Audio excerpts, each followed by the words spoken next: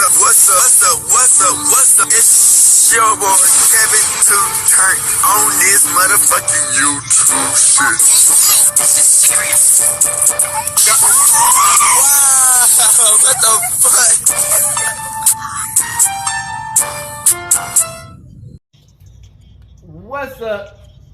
fuck? What's up? It's your boy. Can't you don't do shit? Hey man, we are lit, eh? Then 32, man. Turn. Today? To motherfucking day? Straight hood and outside crib, man. Hey man, hope you're having a litty day. I know a lot's been happening, man. The Cowboys, all this other shit, man. You know. But we've been talking about the Colorado, bruh. I hope you had a litty day, man. Country as a black Hebrew Israelite, man. Hope y'all keep on fighting all day, every day, man. The reason I get on this internet, man, just to show y'all what's up and the truth, man. And we're gonna keep it pushing, man. So let's get on this bitch, man. Alright. Today, two motherfucking day, straight hood and outside crib, man. So Colorado got destroyed. This was high-key embarrassing. This was horrible. You know what I'm saying? You know, they beat Colorado State. They beat Arizona, beat Arkansas. And they had beat that other team. But we got thrashed. You know what I'm saying? Shadir Sanders did alright. They just couldn't block. They missing Travis Hunter, man.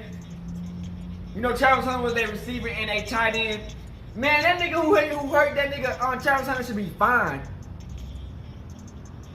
He should be fined and expelled from the game. Cause ain't no way you hurt somebody. You nigga hurt the nigga's spleen, nigga. Off that hit, bro. That legal ass hit. The offense wasn't blocking nobody for Shadir Sanders. He was just getting thrashed in the sack. Nigga, that nigga didn't score nothing until the last minute of the game. Bro, this shit was embarrassing. You know what I'm saying? Shadir Sanders, man. Y'all offensive line suck ass. They suck booty cheeks, man. I mean, you doing alright, but you didn't get the ball away, man. You couldn't throw the ball. Every time you threw the ball, you was throwing it over the nigga head. The running back wasn't doing nothing. It's like they wanted Deion Sanders to go out there with his 3 toes and go run a route and go intercept the ball. Like, this team, man, and then the coach talking shit, then the halftime talking about, oh yeah, they do it for clicks, we doing it for a statement, like for whatever they talking about. Bruh, just because Deion Sanders went to a new college, a new school, don't mean that he's just doing it for the clicks, nigga. He trying to win. The fuck? Yeah, of course y'all gonna do good, bruh. Y'all been at that school for how many umpteen years? These niggas are going to different schools trying to win. Y'all been at this school for how many umpteen years winning or playing with that team, man? The coach, all the people, the coaching staff, all the motherfuckers. Even you know what I'm saying? They used to that shit. This is a new team. What the fuck do you expect? So we have the video highlights, man, of the coach talking mess, the Deion Sanders. This gonna be actually kind of a long video. I hope it stays up because I couldn't find no shorter highlights. I mean, shit, I don't know how I couldn't find no shorter highlights because the game was like 42-0. What the fuck is we talking about? 42-6. Come on, man. So, I hope y'all enjoy this game, man. And yeah. Son will be kicking off for Colorado. Gary Bryant, a speedy receiver, back deep for the Ducks. And Bryant will get the opportunity to start this game, and he spins his way and somehow kept his balance as he gets out towards the 27-yard line. We mentioned the most experienced quarterback in college football is Bo Nix. He started 34 games at Auburn. to begin his career. Then he transferred to Oregon. He set the school record for completion percentage a year ago, nearly 72%. And now everywhere you look, it's the strong Heisman promotional campaign. Bodacious. And that is prominent throughout the stands today.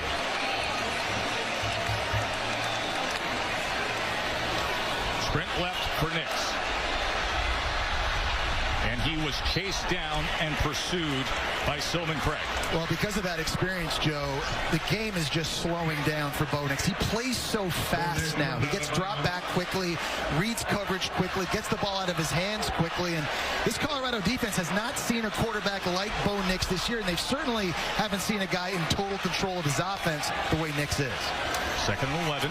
Bucky Irving's going to be able to get something big off the left side, and more breaking a tackle. This is something Oregon's going to try to do, get the ground game going. Colorado's defense has struggled against the run this year, giving up 195 rushing yards per game. 15 yards for Bucky Irving. Nix able to go underneath. As getting it out past the 40-yard line is Troy Franklin. He has built a wonderful relationship with Bo Nix. And Franklin really is an alpha receiver in a size and speed matchup problem at 6'3". And remember, no Travis Hunter at cornerback in this game for Colorado. So if I'm Oregon, I'm trying to get my best receiver the ball early and see if there's anybody that can cover. Travis Hunter, the star lockdown cornerback for Colorado, injured last week on a hit that drew a penalty. Nix quickly to the outside and is back to Franklin. And this Ducks offense is in rhythm, Jesse. Well, Bo Nix is going to be looking for often in this game. 2 quick receptions for Franklin. Nix gets it to his tight end, Ferguson, who goes down the sideline and muscles his way inside the 10-yard line. And don't blink, just like that, 1st and goal Ducks. A penalty is back at the 20-yard line. We'll see if they're going to walk it back.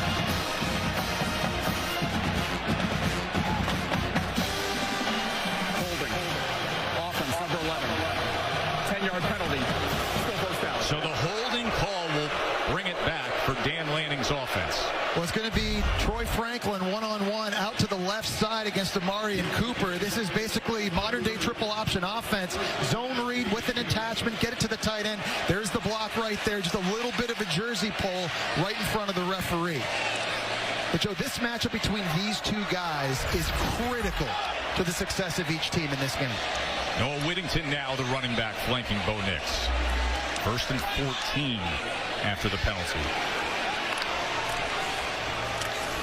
Whittington trying to find a crease. Instead, he's pushed back with Trevor Woods. Trevor Woods, who had the interception in the end zone that ended last week's throw of the win against CSU. You know, it's going to be important that Colorado's defense can at least slow down this rushing attack a little bit, while at the same time being able to play some zone coverage on the back end to prevent Bo Nix from taking shots. Texas Tech did a really good job of it week 2 against Oregon.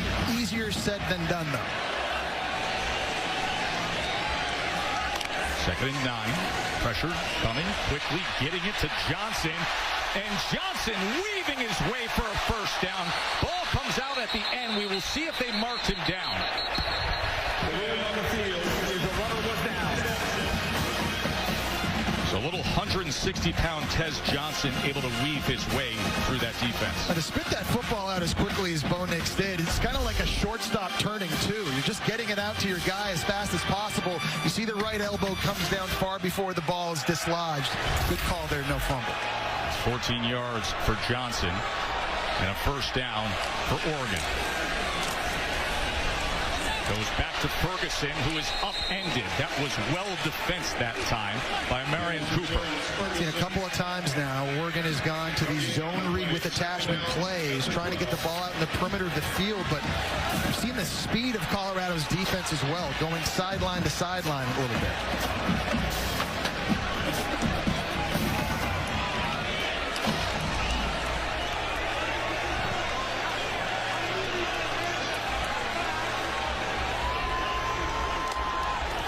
Second and 10. Nix with plenty of time, and he goes underneath again to Tez Johnson. Well, this is an area of the field, Joe. We haven't seen Bo Nix run the ball a lot this year, especially down by the goal line. You saw it a ton last season when he had 14 rushing touchdowns, which led all quarterbacks in the FBS. But after this nice completion here to Tez Johnson in the slot, you're in a position 3rd and short. And I think Bo Nix's legs have to be a big factor and weapon for this offense. 3rd down and 1 at the Colorado 3-yard line. 10th play of this opening drive.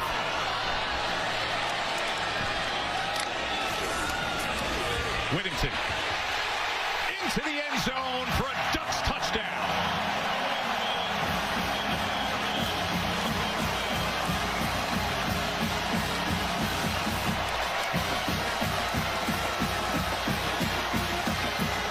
Great job at tight end. Patrick Herbert right here getting a block on Jordan Dominic and allowing a cutback for Whittington. You've got to be able to set that edge outside. Great job using his hands and leverage.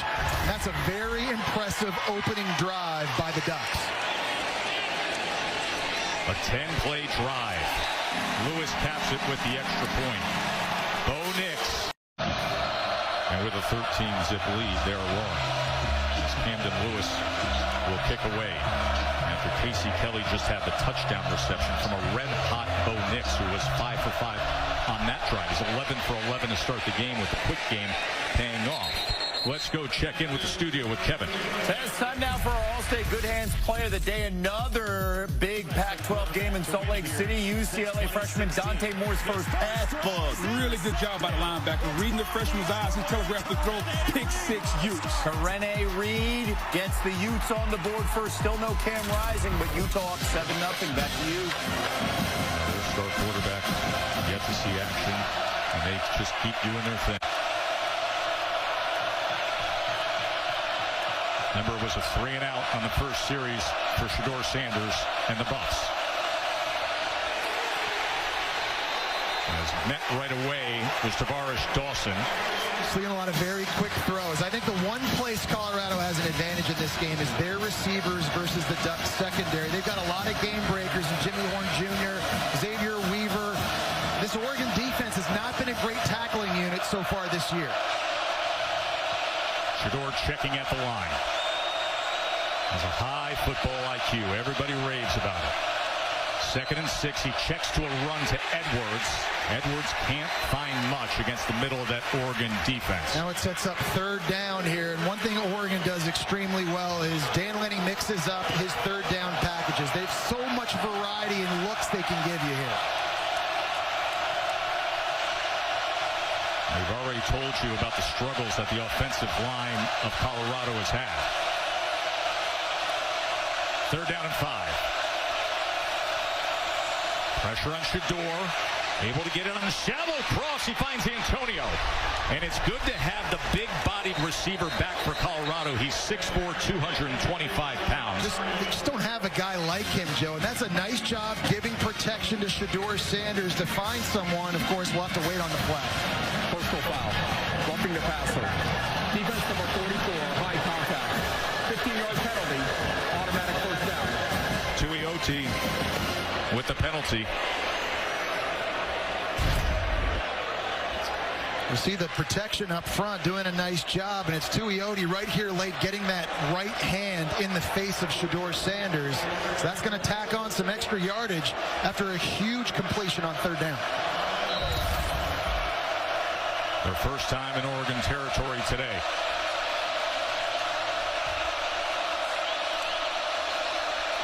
Going to take a shot downfield and nearly intercepted as he was looking for Weaver, but Kyrie Jackson had excellent coverage. Phenomenal job from the back end. Xavier Weaver is the deep threat for Colorado. He takes the top off of defenses, but look at the 6'3" Alabama transfer. Kyrie Jackson, turn around, locate the football. Shedeur Sanders lucky that one wasn't picked off.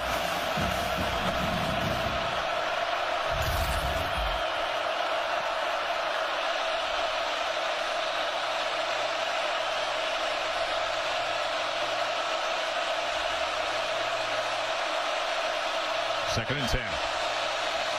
Shedeur backing up. That was tipped At the line of scrimmage as that defensive line came inching towards Shedeur. It was Mateo Uiagalelei, the true freshman, doing a nice job. Shedeur Sanders is a guy that is going to scramble to throw. He's always trying to buy himself time. Nice job here. You see Uiagalelei, DJ's little brother, getting that left hand up to knock it down. Getting guys to the ground, not the defensive start he would have liked to see from his team so far. Especially these defensive backs. Can you imagine having Deion Sanders coaching you? Greatest of all time. Greatest of all time as your coach. The standard that he sets here on this team is so high. For you, somewhat relatable because Steve Spurrier has been trophy winning quarterback, was your head coach. I would throw an incompletion, and Coach Spurrier would look at me and say, well, you can't complete that? I'm like, you could complete that. You won the Heisman Trophy. You played in the NFL for 10-something years. Bo Nix from inside his own 5, and that is incomplete as he was looking for the 6'3" Trayshawn Holden, and that's the first incompletion of the afternoon for Bo Nix. He's been dialed in. We've seen a lot of short throws so far in this game. He continues to go after Amari and Cooper. You cannot overstate the impact of not having Travis Hunter on the field in the secondary for Colorado. Bo Nix trying to take advantage of these throws into the boundary against Cooper.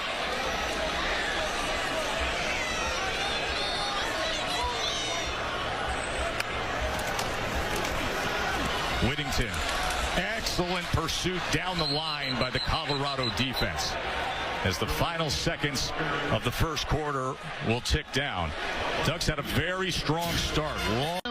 But Dominic has tremendous get-off, does a great job using the hands to slap down the arms of the tackle, and there's the closing speed. That is huge for this Colorado defense. They haven't been great rushing the passer this year, but playing on the road against a quarterback that dangerous like Bo Nix, it's a big-time play. And it makes for a 2nd and 21. Irving splitting defenders and getting it all back and more. First down, Ducks. And that just can't happen. You know, after getting a sack and creating a negative play right around you just very next snap, you get one go right up the gut. And again, guys missing tackles. Quickly getting it to Holden.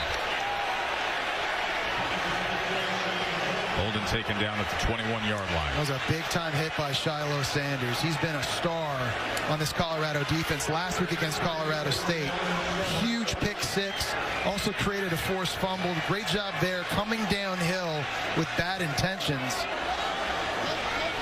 He was the Pac-12 Defensive Player of the Week for that effort last week against CSU. 2nd and 7. Whittington taken down from behind. It was well blocked, but then Amari McNeil was able to drag him down. This is an area of the field where Troy Franklin, number 11, right now lined up against Travis Jay, the Florida State transfer who's missed time with a knee injury, out to his left, down here one-on-one. 3rd and 2, Nix to the end zone, and it's into the arms of Troy Franklin. Touchdown, Oregon.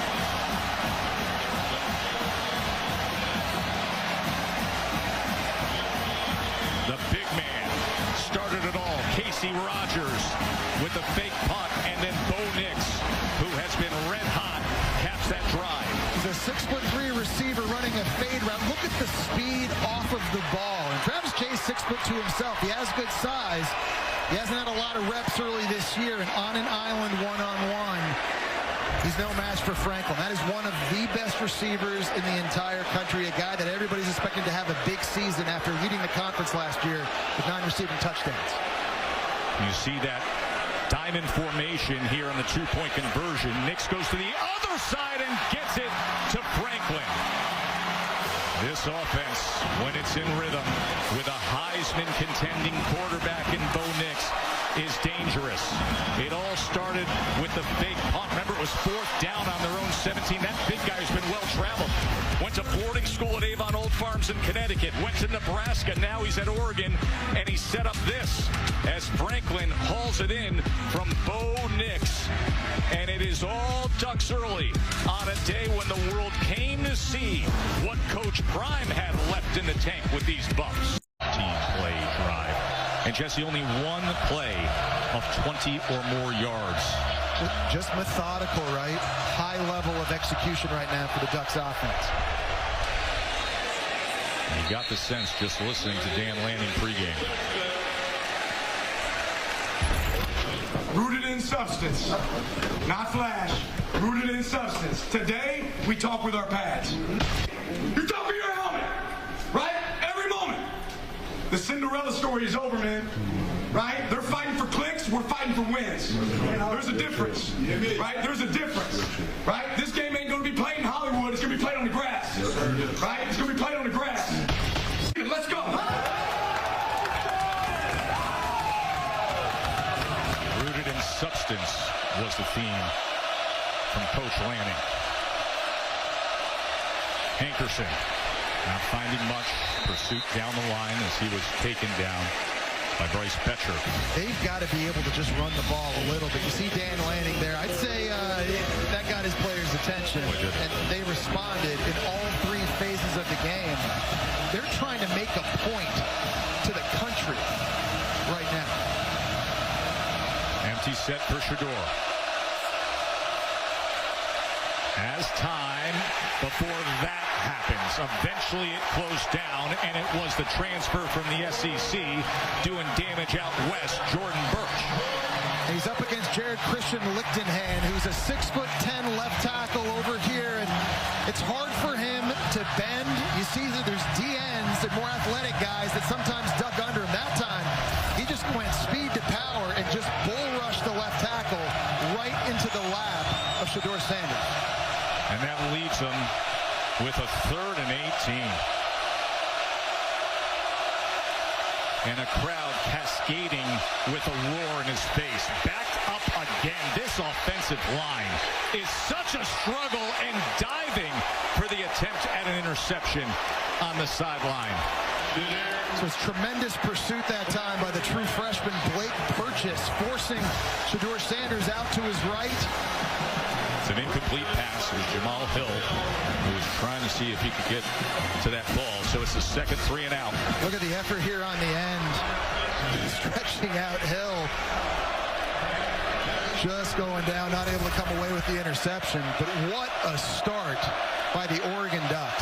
Already the 3rd punt for Mark Bacc.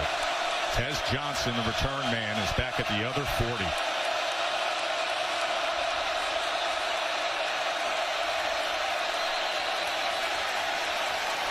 That play clock coming down. Offense. 5-yard penalty. 4th down. And again, the kind of penalties that'll drive a coaching staff crazy. You have to execute. And now you're asking a lot of your big punter to turn this ball, drive it downfield against the speedy Tez Johnson, who's just beyond midfield.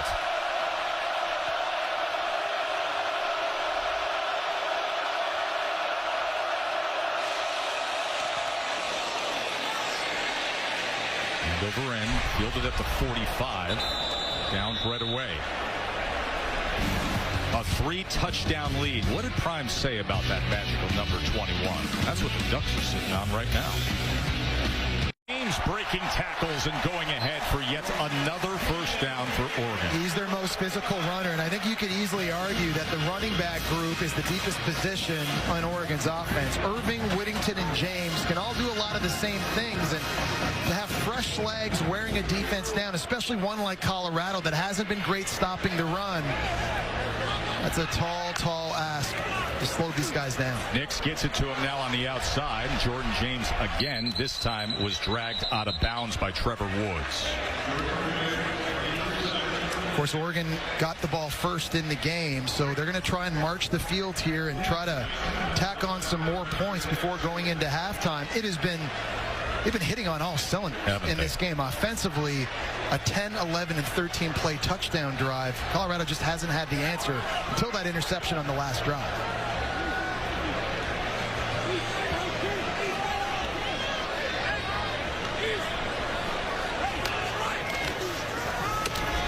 James hitting the hole.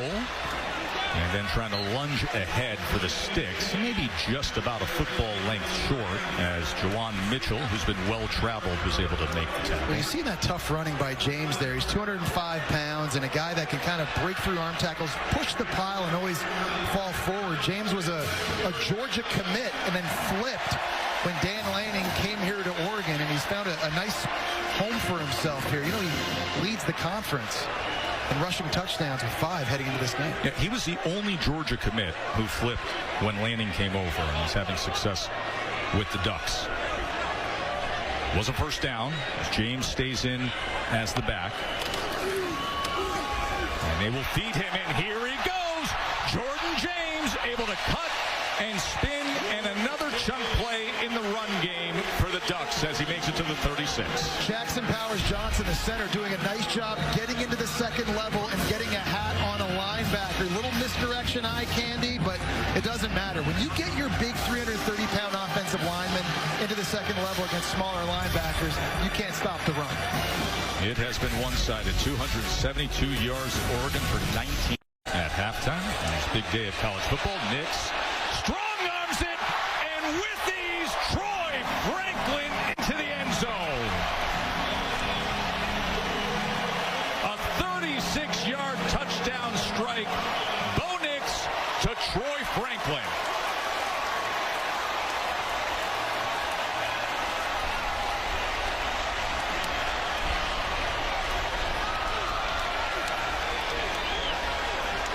Troy Franklin, who was such a huge recruit in 21. Everybody thought he was going to be a breakout star as a freshman. And then the very last practice before the season opener, he was injured, took him a while to get going. Now you can't stop him. It was a coverage bust on the back end by Colorado. Oregon's going to run their slot receiver on a corner route here, and you're going to see one defender go with it. Trevor Woods is the safety, and there's no one in the middle of the field to cover Troy Franklin. It's a coverage bust on the back end at the safety position, and that is just way too easy. Pitch and catch for Bo Nix and his favorite target. You know, Jesse, Bo says that Franklin's just such an instinctual football player. Yeah, he's fast, explosive, he's got good hands. But Nick says it's Franklin's releases and his routes that are probably the best thing that he does. And then when you add that with his mind and his creativity, he's really unstoppable. And Bo says they have deep intellectual conversations about looks and what they want to do to carve up defenses. It's just such a really strong partnership, and it shows up every single Saturday. Yeah, it's a great point, Katie. You don't see a lot of really tall receivers as sudden as Troy Franklin is, and those releases you're talking about, that helps him create separations that Quinn Ewers can throw to. But if that guy brings his A game to the park week in, week out, to start calling plays, that is a tough offense to stop. There's Jordan Birch, and there's his target, Shedeur Sanders. He's only 7 of 12 for 37 yards, been sacked 3 times. Edwards out of the backfield. Edwards, the star freshman who was committed to Notre Dame and then flipped, said, I got to play for Coach Prime. Well, here's the problem if you're Colorado right now. You know you need to take shots downfield, but how are you going to get that protected? How are you going to give Shedeur Sanders time when the offensive line has been struggling as much as they've had? That is a big question for offensive coordinator Sean Lewis to try to figure out here, because that has to be the biggest adjustment they make in the second half. Empty look, quickly getting it to Weaver, who turns the corner, couldn't keep his balance as he was taken down that time by Dante Manning. But for a lot of this season, the offensive line has really been neutralizing some of the talent they have at wide receiver. Sean Lewis trying to find ways to get his best players, Weaver and Horn and Edwards, involved in the passing game, but it's hard when you can't block for your quarterback. Empty look. Shedeur, shallow cross. He goes back to Weaver, and Weaver was tracked down. I got to say, one thing I've been impressed with Oregon defensively, they are tackling the catch. These are dangerous dudes once they have the ball in their hands. But Oregon's defense on the back end has done a really good job of limiting the damage. 2nd and 6, again, just going in the quick game. That is off the hands of Jimmy Horn. Now it sets up another big 3rd down. There's a big substitution for Oregon coming on the field. Pass rush specialist Blake Purchase, the true freshman, takes it. And here we go. Autzen Stadium, one of the loudest environments in college football.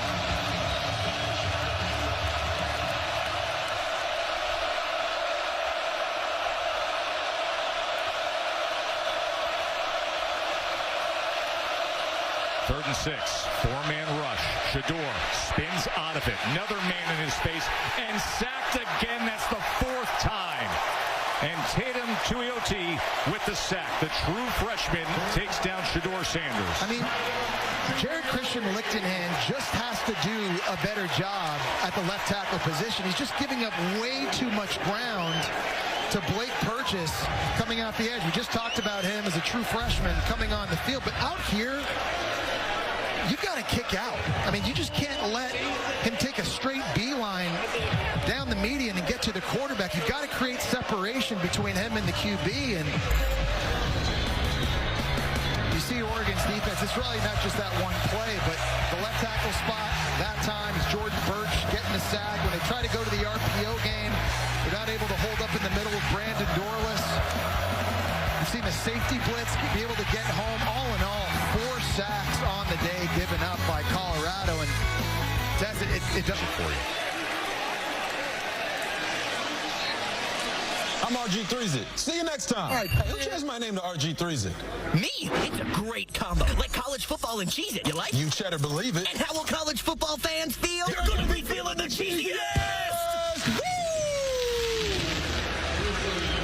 Well, Coach Brime has said it time and again. Do you believe? Do you believe? Jess, listen, I believe in the man. I believe in where this program's going, his ability to be a motivator, to be a mastermind football coach.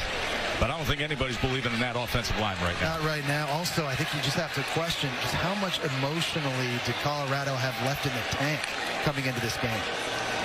Bo Nix, after a timeout was used as he goes right back to Troy Franklin. I mean, think about it, Joe. They've been in the spotlight, Colorado has, for the first 3 weeks. And that game and win against Colorado State was physically draining. It was emotionally draining. Coming in here without your best player, Travis Hunter. Nix is on fire. He can't miss. Tez Johnson. And coverage is soft. Pockets are open. And Nix is carving them up. He's just wide open. There's nobody lining up against Johnson in the slot. I mean, we saw the touchdown pass to Franklin on the last drive on the coverage bust. And there's another one by the Buffaloes. Minute to play in this first half. Nix goes underneath as he's right back to Tez Johnson. I mean, Joe, this looks like a really good offense practicing 2-minute against the scout team. Yes. I mean, that's just really, to me, just calling it like I see it. That's what this looks like right now. One of the best offenses in the country with a Heisman contending quarterback and with running backs who can do this, whether it's Irving, who you see there, Whittington, or James. This is an offense that is going to give a lot of defenses major headaches in the Pac-12. And Charles Guyer right now, he's got his hands full. Quick to the outside, and again it's Franklin. Franklin makes a move as he works his way to the 10-yard line. Troy Franklin, that's 8 catches now. Yeah, you got to be smart. Sorry, Joe. Knowing the clock and the situation in 2 minutes, getting out of bounds on the boundary there. Got timeouts in your back pocket. Dan Lang is going to use one here, but it's a situation they practice often, trying to preserve as much time as you can to see if you can steal another touchdown and take this thing 35-0 into half.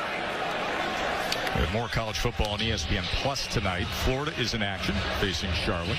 Sam Houston takes on Houston. Both those games at 7 Eastern. You can go to ESPNPlus.com. Critical for the Gators this season. I think there are going to be people that look at this stat line and say, oh, the magic ran out, and question some of the things you saw the last 3 weeks. Folks, just point to that offensive line. Shador Sanders, who has been masterful in spite of the offensive line struggles. He came in number 2 in the country in passing yards, in touchdown passes, and completion percentage. But there are legit edge rushers on Oregon, and not just that you brought up. How much comes at him? It has been a struggle. Then on the other side of Shador, you have Bo Nix, who, as we said, like having a coach on the field, distributing the ball, sharp as could be. He's 22 of 24 and could add to it right here.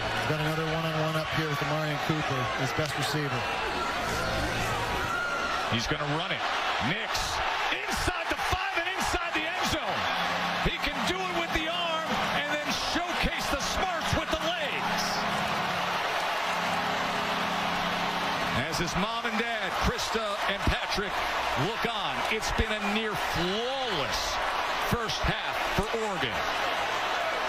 We talked about this earlier. Would Will Stein start letting number 10 run a little bit more in the red zone like we saw last year under then offensive coordinator Kenny Dillingham? It's at Oregon. They played 3 years at Oregon. He's only played basically a season and 3.5 games at Oregon. It just shows you just how good he's been these last 2 seasons. Knicks, plenty of time to do that. Trayshawn Holden wide open. It's a nice design by Will Stein, the offensive coordinator. He's got his outside 2 receivers running clear out routes, and that allows the Alabama transfer Holden to work the boundary on the corner, and just another clean pocket, lots of time, and too easy of a throw. Knicks going to loft it downfield to the end zone. Nearly a tremendous effort by Troy Franklin. He was matched up with Cooper. I think they're going to get Cooper here for pass interference down the boundary. Just too much hand fighting. Outside, never turned around to locate the football. Pass interference. Defense, number 3. 15-yard penalty. Automatic first down. I can't tell you, Joe. You just wonder how much different this game would look if Travis Hunter were on the field for Colorado. Not saying they'd be winning at all, but Troy Franklin has been eating these Colorado corners alive on the outside. Right there, Amari and Cooper, just no shot against the 6'3" Franklin. Of course, Travis Hunter, who's the ultimate Ironman, the two-way superstar defensive back and wide receiver. He suffered an injury, took a brutal late hit last week against Colorado State. Whittington can't find much. Down the line was Juwan Mitchell, the linebacker with the tackle. He's had a roller coaster college football career as Mitchell. This is now his 4th stop. And you see limping off is Whittington. Left side. 13 personnel in for the Ducks. 35 zip.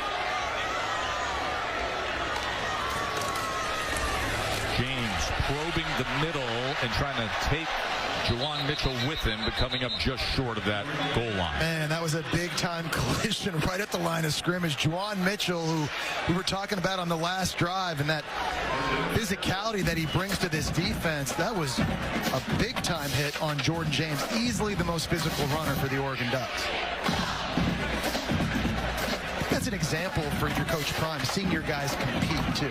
That's at a certain point, that is the scoreboard. I mean, the fact that Juwan Mitchell is playing that hard at this point with his back against the wall, something Coach Prime's going to take account of. Knicks, quick strike, almost had it to Franklin again, but it goes incomplete. But to your point, forget the scoreboard. Competition, effort, and staying focused is what the score becomes for Colorado. Dan Lanning told Katie heading into halftime, we're not done yet, and up 35-0, 4th and goal. Wow. I don't see the kicker coming on the field. That was only the 3rd incompletion for Bo Nix today. Jordan James is in there. That big, heavy group of tight ends in there. It is 4th and goal, and Dan Lanning is saying, no, we want more. James, and they get more. Remember what he said to Katie George. We are not satisfied. We are not done. Katie turned to us. She said, is he taking this personal? All the hype around Colorado? All the spotlight on Colorado? When Oregon is the team with that 10 next to their name and with college football playoff hopes, they're 3 for 3 on 4th down today. Jordan James with the 1-yard touchdown run.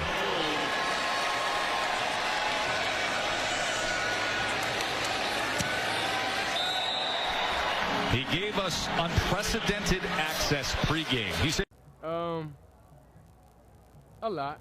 Travis is 2 players for us, but that's not the reason why we didn't win or lose. I'll say that it's just I was holding it too long. Obviously, we're not satisfied whenever we don't put up the numbers and be effective to open up the passing game like that. But that has a lot to do with just knowing the read keys and stuff like that, and just me personally missing reads. Really, everybody understood what happened. Everybody understood what transpired. So, it's really, let's just get locked back in. Let's understand what happened, and let's move forward from there. And 9 total yards. 105 penalty yards Colorado has been assessed. 109 total yards. We're watching all these people leave over the Willamette River, and still you look around this stadium, so many people, though, are still here. 2nd and 12.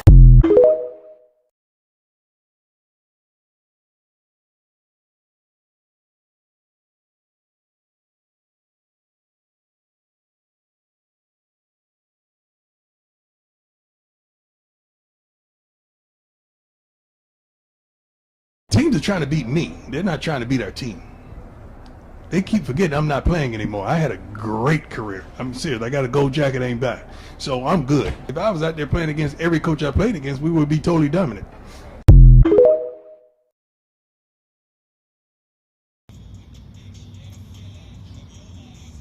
All right, back. I think the last game, man, Colorado State, man, that was the one that kind of like, whoa, whoa, whoa, whoa, whoa, whoa. Y'all was this close to losing. You know what I'm saying? And it was a good game. You know, that game, it was a college versus the college, the same college in the city and shit. Rivalry type shit. Oregon, they got some haters.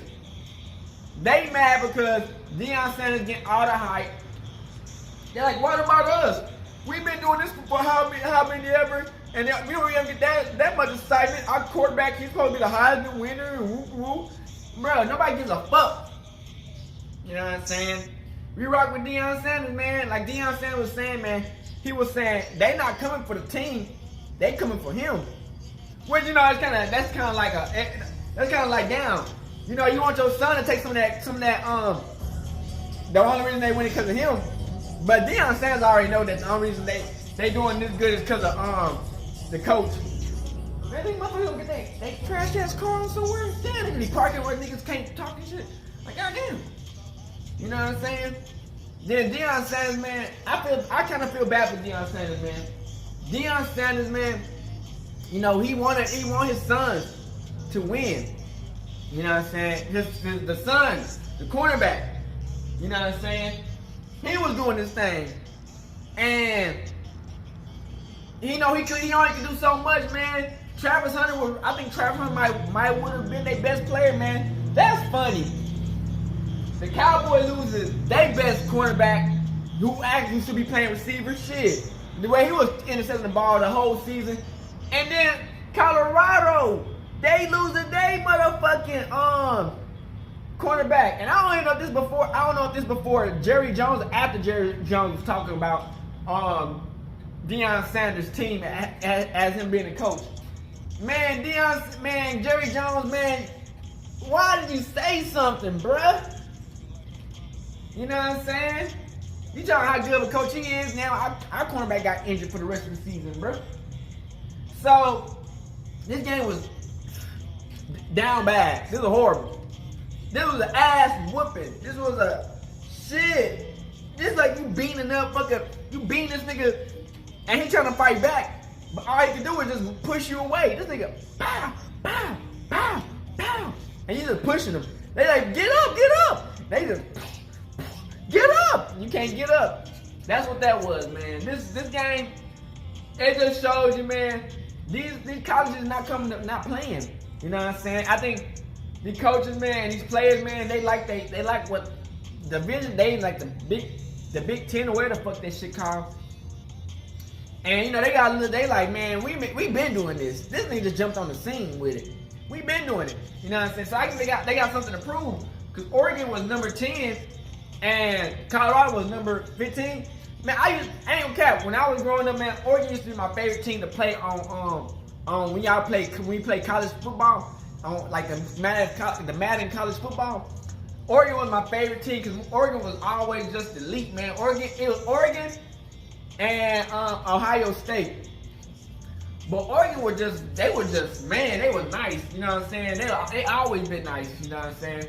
Oregon's not a team you want to play against. You know, when you hear about Oregon, you put Oregon like up in that echelons with Georgia, Texas, Alabama. You know, they're like some of the best teams, the schools, you know what I'm saying? Best college teams there is.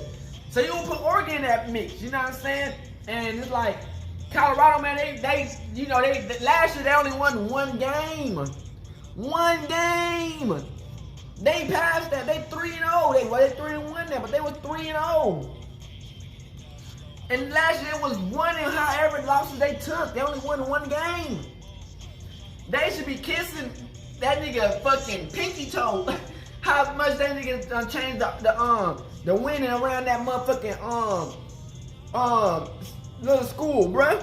If you only can win one game, bro, there ain't nothing to cheer about. You know what I'm saying? Deion Sanders come to this sorry ass team, build it up, everybody mad at Deion because Deion found ways to win and bring attention to the team and shit and actually help the organization out, man. It's like, they hate that, bro. They hate when motherfuckers, like, you know what I'm saying?